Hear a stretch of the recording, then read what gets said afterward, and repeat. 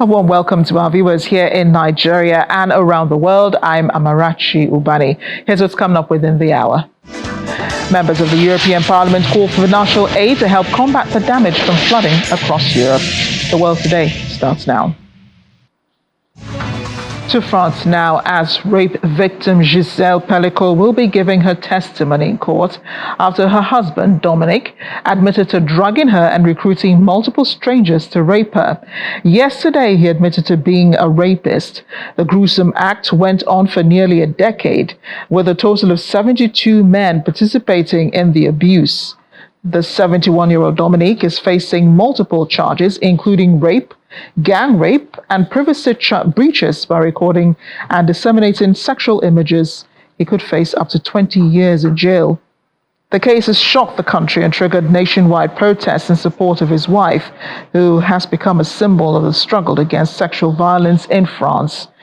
Gisèle has insisted on a public trial to expose her husband and the other men who repeatedly abused her. The trial is expected to last through December. To the deadly wildfires in Portugal, ravaging the central and northern part of the country, leaving at least 7 people dead. The blazes pushed emergency services to the limit as they await much-needed reinforcements from Spain and Morocco. More than 5,000 firefighters are tackling the blaze, which has destroyed dozens of houses. Tens of thousands of hectares of forest and scrubland have also been consumed. Spain, Italy, and France have already sent 2 waterbombing aircraft each, after the Portuguese government on Monday requested help under the EU Civil Protection Mechanism. A specialized emergencies team of 230 Spanish military personnel is also expected to be deployed to the central Viso district.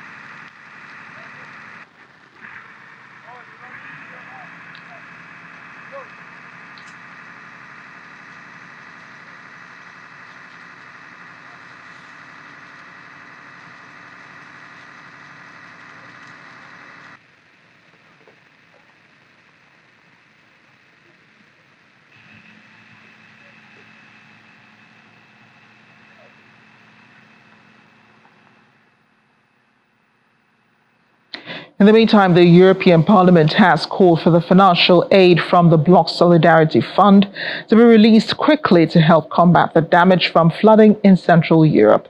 The worst floods to hit Central Europe in at least 2 decades have left a trail of destruction from Romania to Poland, spreading mud and debris in towns, destroying bridges, submerging cars, and leaving authorities and householders with a bill for damages that will run into billions of dollars. In Hungary, authorities opened a dam in the country's northwest to channel water from the Lachta River into an emergency reservoir in a bid to protect the city of Misomajorova. In the capital Budapest, the Danube River is still expected to peak around or slightly above 8.5 meters, likely on Friday or on Saturday. And in the Czech Republic, water levels were mostly receding, but rivers are still peaking in some parts of the southern Bohemia. In the worst hit areas, residents and emergency services are cleaning up parts of the railway line from Prague to Ostrava, which is also in the Vienna-Warsaw route. It's still out of operation, as well as some secondary rail lines and roads. We expect exceptionally high water levels as lower parts of the Oder River in Poland peak tomorrow, along with lower parts of the Danube in Hungary at some point later today. Besides immediate response and assistance, Member States can also consider later on requesting financial support from the EU Solidarity Fund, following damage assessment in line with the Solidarity Fund provisions. Honourable Members, today we mourn this tragedy and we stand in solidarity with the victims. But we must also look into the future and make sure we are ready when the next disaster strikes, because we are already living in an age of crisis.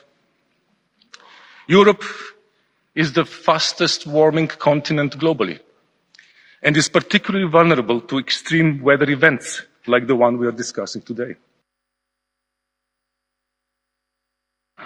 Checking in on U.S. politics now, former U.S. President and Republican presidential nominee Donald Trump has addressed the danger of being president, alluding to the recent assassination attempt on his life on Sunday at the West Palm Beach golf course. Trump was speaking at a town hall in Flint, Michigan, moderated by Arkansas Governor Sarah Huckabee Sanders.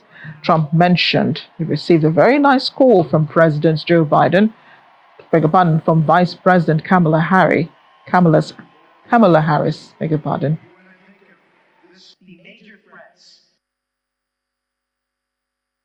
It's a dangerous business, however, being president. It's a little bit dangerous. It's, they think race car driving is dangerous. No. They think bull riding, that's pretty scary, right? No. This is a dangerous business, and we have to keep it safe. And I have to say that President Biden called me yesterday. It was very nice. We had a very nice conversation. I appreciated that he called about, what happened the other day. And he says, he's committed. He's committed. No, and today, a little while ago, I got a very nice call from Kamala. No, it was very nice. It was very nice. It was very, very nice, and we appreciate that. When I mentioned Dr. Hannibal Lecter, I'm using that as an example of people that are coming in from Silence of the Lambs. I use it. They say, it's terrible. So they say, so I'll give this long, complex area. For instance, that I talked about a lot of different territory. The bottom line is, I said the most important thing. We're going to bring more plants into your state and this country to make automobiles. We're going to be bigger than before. But the fake news, there's a lot of them back there. For a town hall, there's a lot of people. But the fake news likes to say, oh, he was rambling. No, that's not rambling. That's genius when you can connect the dots. I actually had a great relationship with President Xi, and in his own way, he probably liked me the most, but maybe or maybe not. I saw that Putin the other day endorsed Kamala, and you have to understand, these are major chess players. So when he endorses Kamala, he may say, well, I did that because I love you, and it's better to be doing it. North Korea has fired multiple short-range ballistic missiles in the northeast direction. This was reported by South Korea and Japan days after the North unveiled a uranium enrichment facility and vowed to beef up its nuclear arsenal. Japan has criticized the move. Deputy Chief Cabinet Secretary Hiroshi Moriya said the missiles had landed outside of Japan's territory and the country's exclusive economic zone. No damage to vessels or aircraft was reported. The North fired several short-range ballistic missiles last Thursday, the first such launch in more than 2 months, which it later described as a test of a new 600mm multiple launch rocket system.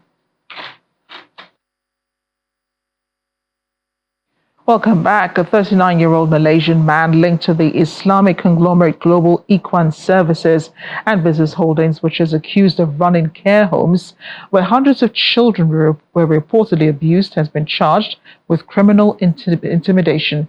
The accused, Muhammad Riza Makar, pleaded not guilty over the alleged offense of threatening a woman, a former member of GISB, to withdraw her police report, according to a news report and a court charge sheet cited earlier today. Muhammad Riza was charged under Section 506 of the Penal Code. He could face up to 2 years in prison, a fine, and both upon conviction. GISB is currently under scrutiny for alleged child abuse and neglect, money laundering and cheating, and religious offenses after police raided 20 premises said to be operated by the firm last week.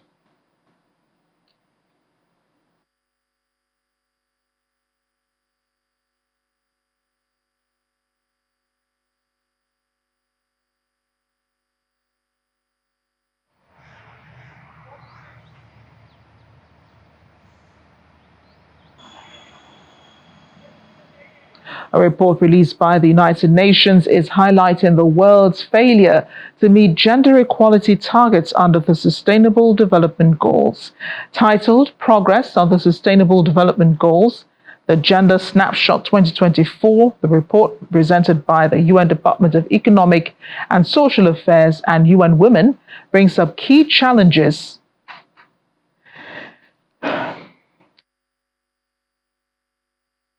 The Assistant Secretary General for Economic Development, Navid Hanif, says this is an overall lack of progress on the SDGs.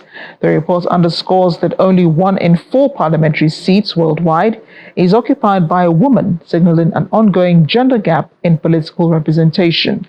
The UN committee warned that without significant progress, the realization of the 2030 agenda will remain elusive. The report urges global leaders to take concrete steps to accelerate progress towards gender equality, particularly as 2024 shapes up to be a pivotal electoral year with more than 100 countries poised for national elections. The sobering reality is that our shortfall in gender inequality, mirrors our overall lack of progress on the SDGs. And this report shows that none of the SDG 5 indicators on gender equality has been met. Today, 1 in 5 girls still marry before age 18. Women carry an unfair burden of unpaid domestic and care work, spending 2.5 times more hours a day on it than men. Only 1 in 4 parliamentary seats globally are held by women. And we know unless these targets are met, full realization of the 2030 agenda will remain elusive. Countries that have enacted domestic legislation have lower rates of intimate partner violence than those without legislation, 9.5% compared to 16.1%. However, as we present this report, the reality that progress is far too slow is also very evident, and we remain off track. And here in Nigeria, the Lagos state government has called on health practitioners to desist from all forms of quackery to ensure safety and improve diagnosis of patients.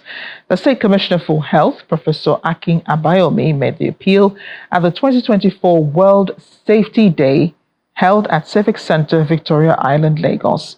Professor Abayomi says anyone caught disguising as a medical practitioner or getting involved in quackery will face severe sanctions. World Patient Safety Day is an opportunity to raise public awareness and foster collaboration between patients, health workers, policymakers, and healthcare leaders to improve patient safety. In Lagos State, the Health Facilities Monitoring and Accreditation Agency under the State Ministry of Health brought together health practitioners, traditional rulers, and other stakeholders to discuss how best to improve diagnosis for patient safety.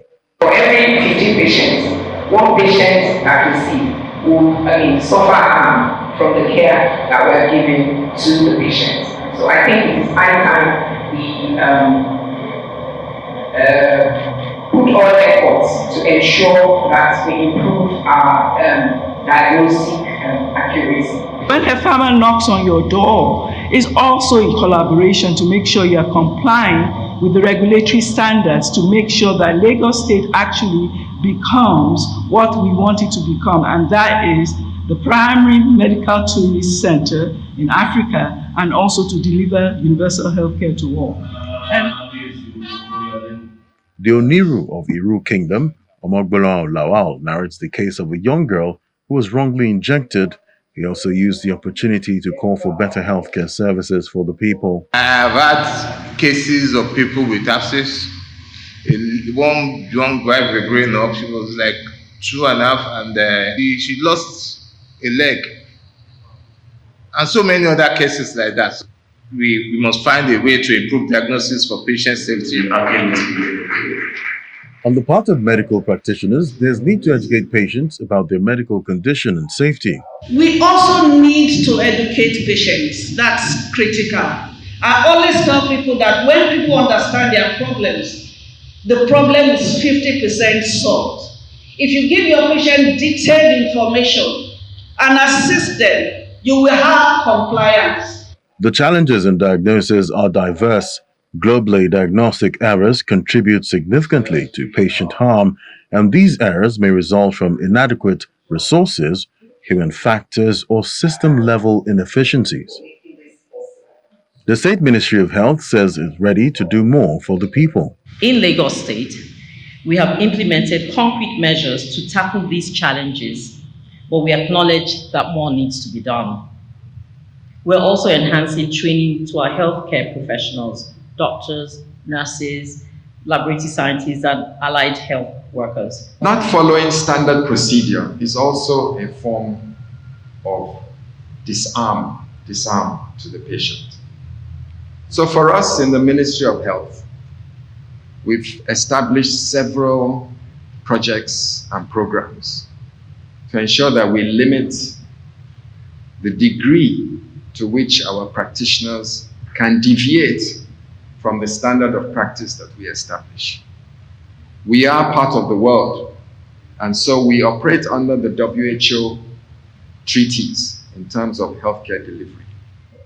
This year, the theme is improving diagnosis for patient safety with the slogan, "Get it right, make it safe." The Lagos State government is kicking against all forms of quackery in the health sector in ensuring patient safety and improving health outcomes. We're off to Ghana now, where the main opposition National Democratic Congress Party has held nationwide protests against alleged voter registration irregularities, demanding an independent forensic audit to rid the record of errors. NDC party leaders say the Electoral Commission transferred voters to different voting stations illegally without their knowledge, compromising the integrity of the register. Dressed in red and black, thousands of supporters marched through major streets in the capital Accra, blaring reggae and campaign songs from loudspeakers and calling on international bodies, Ghana's Peace Council, and religious and civil society groups to intervene. They presented petitions to Parliament and the Electoral Agency in Accra. Voters head to the polls on December 7 to elect a successor to President Nana Akufo-Addo, who will step down in January after serving the constitutionally mandated 8 years. The election will pit ex-President John Dramani Mahama of the NDC against current Vice President Muhammadu Bawumia of the ruling New Patriotic Party. December 7th, when I go to my polling station and I show my voter's ID, they will not tell me that my name is not in that particular polling station, but my name is elsewhere, somewhere in Dodowa. And that I should go to Dodowa and go and vote there. That is the reason why we are calling for a forensic audit. Because everything has shown, and including the EC official who went to TV3 the last time, your sister station, and also admitted all these abnormalities. Ghana needs peace. Ghana is the gateway to Africa. Why is the EC merging with the current leadership to just rob Ghanaians of what they want? The voice of the people is the voice of the Lord. They should be careful. We have only one Ghana. Whatever happens, they also have family members within this country. So they should be very careful. We don't want anything. All we want is they should audit the register for us to have an exclusive, very well planned register that we know we are going to an election, so that when we win, we know we've won. When we lose, we will also admit we've lost. It means that you cannot transfer anybody in absentia. To the extent that EC has come to admit that there has been transfer of some persons who are saying they were not aware of that activity, questions the credibility of the system the EC is using. So they are asking that allow the entire register to be audited forensically, so that everybody will have that belief and confidence that we are going to the election with a free and clean register, credible enough to withstand the upcoming election. You said no. China continues to cherish its relations with Nigeria and continues to cultivate the relationship by acknowledging the country's national days, which have the same date, October 1st. For China, the day is known as the day of the founding of the People's Republic of China. And for Nigeria, it's Independence Day. Chinese Consul General Yan Yuqing welcomed guests to the event earlier in the week.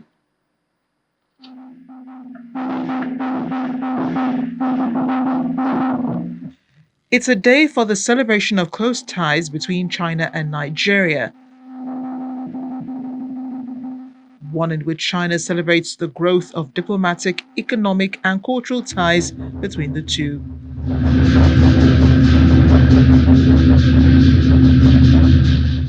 China is about 5,000 years old, but the new China was founded in 1949. Representatives, Nigeria. Consul General Yan Yuqing, revealing how warm her welcome to Nigeria was, highlighted China-Africa growth since Nigeria's independence in 1960, an example of which is the success of President Bola Tinubu's recent visit to the country, during which he witnessed the signing of various agreements. China-Africa and China-Nigeria relations are at their best in history, with fruitful results that are evident to all. As long as we stand shoulder to shoulder, hand in hand, passing the baton of China-Africa friendship across generations, we will surely navigate the great ship of China-Africa solidarity and cooperation toward a bright future. Her speech was followed by goodwill messages from state governors of Abia and Cross River, presented via video recording. The Deputy Governor of Ogun State, representatives of other states and government representatives, and a special one from the Lagos State Governor, represented by the Deputy Governor, Dr. Kadri Hamzat. Beyond economic cooperation, I also want to commend the Chinese community for being a valuable part of our society, promoting cultural diversity and enriching the vibrant fabric of Lagos. We have witnessed the growth of Chinese language schools, cultural centers and businesses in Lagos, enriching our city and promoting understanding between our people.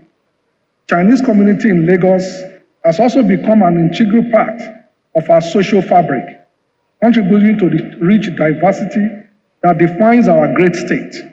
The warmth and unity between our people are a testament to the strength of our shared values and common aspiration.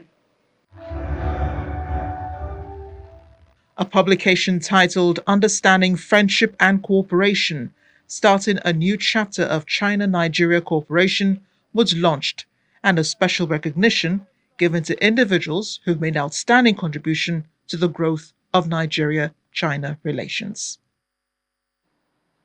And as we end the program, American rapper and record producer Sean Diddy Combs has been refused bail by a New York judge following his arrest by Homeland Security on Monday on suspicion of sex trafficking, racketeering, conspiracy, and interstate transportation for prostitution. On Tuesday, he was ordered to remain in jail while he awaits trial. The 54-year-old pleaded not guilty in Manhattan federal court hours after the 14-page indictment was unsealed. Combs faces a sentence of up to life in prison and a minimum of 15 years if convicted of the 3 felony counts: racketeering, conspiracy, sex trafficking, and transportation to engage in prostitution.